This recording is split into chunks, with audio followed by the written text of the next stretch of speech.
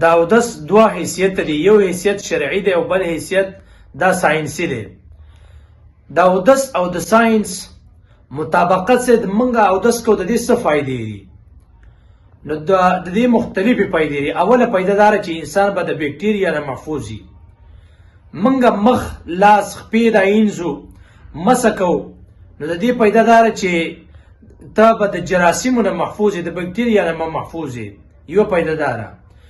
دویمه فائده دې دا چې بلډ سرکولیشن د دې څخه تیزیږي، لکه مثلا تخپې وینځې، لاس وینځې، دغه رنګې مسه وکړې نو دې څخه د وینې تیزوالی راځي، بلډ سرکولیشن بلډ تیزیږي دې څخه.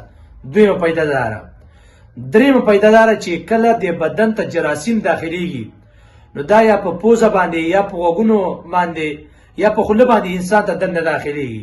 دا درې لارې دي. چې ته کله خوله وینځې په ورځ کې 5 پیره، دغه رنګې پوزه، دغه رنګې غوږونه، نو دې سره جراثیم کمیږي. نو دریمه فائده دا چې دې سره جراثیم بدن ته نه داخليږي. څلورمه فائده دا چې ذهني سکون دا انسان ته حاصل شي. چې کله ته اودس وکړې نو دې انسان تازه شي، ذهني سکون ته میلاویږي.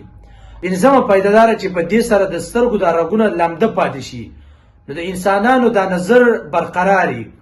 او چې کله ته مخ نه انځې نو رګونه د وچ شي نو دې سره نظر کمیږي. نو دا پنځم کې غټې فائدې، دا ساینسي فائدې دي. او شرعي حیثیت یې څه دی؟